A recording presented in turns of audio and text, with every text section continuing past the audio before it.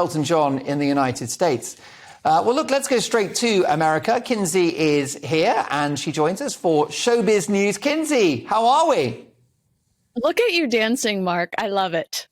Dancing around, improvising on live telly. Now, Kinsey, it's great to see you, and I want to ask you about, a new book by Valentine Low, who's a highly respected royal journalist who's written a book about the royal family, and it doesn't make good reading for one Meghan Markle.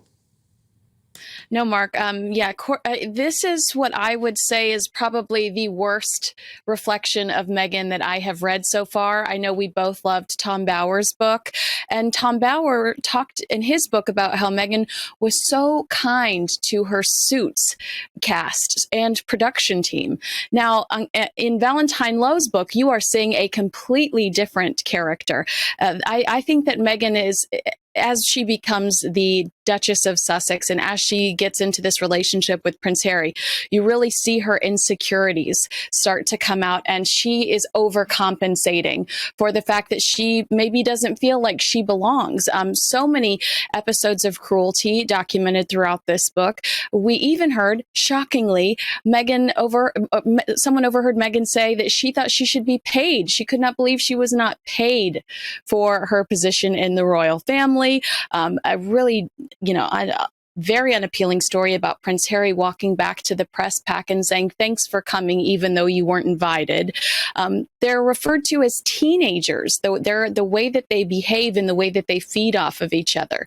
Some of their employees referred to them as teenagers, and they rallied together and created a group called the Sussex Survivors Club.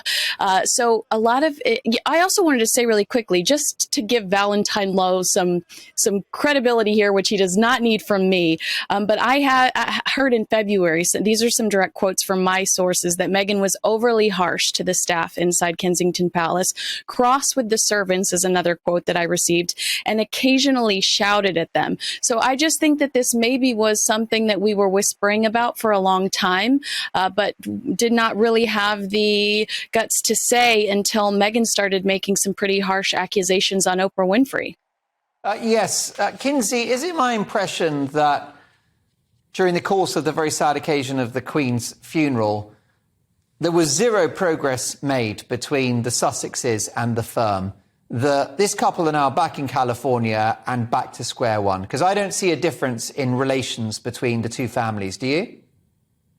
Yeah, it's my understanding that while everybody was just sucking it up for the circumstances, they wanted to do the best for the Queen. But reality is not a lot of progress was made. The Sussexes, the time they spent with the family, we saw most of it. We saw the majority of it. It was on camera, and it was throughout the ceremonies. I don't know. I just think that Meghan and Harry, since they've gotten home, they've had a completely new PR blitz. Hearst magazine all tweeting out these same glowing articles about Meghan's charity involvement, which is lacking, by the way.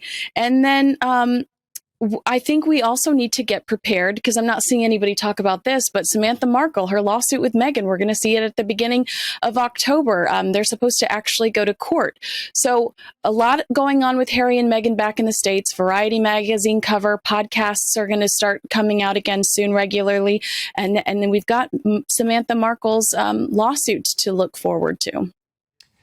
Kinsey, finally, before we let you go, apologies for the truncated chat today, a very, very busy show, but big news for a British music superstar. Elton John, surprised by the President Joe Biden. That's right. He cried when he got his medal on Friday. He performed for about 2,000 people on the White House lawn. This was the people in the audience are, hospital workers and LGBTQ campaigners. So this was a humanitarian medal that he received. Actually, Elton John's very important to Joe Biden. He used to sing Crocodile Rock to his son, Beau, as a child. And again, as Beau was dying of cancer, Joe Biden said he used to sing that song to Beau. So, I think that this was a really beautiful scene, actually, to get to witness. It really is wonderful. The Rocket Man does it again. Kinsey, brilliant stuff. Great to see you back at home, safe and sound in the United States, and we'll catch you in a week's time.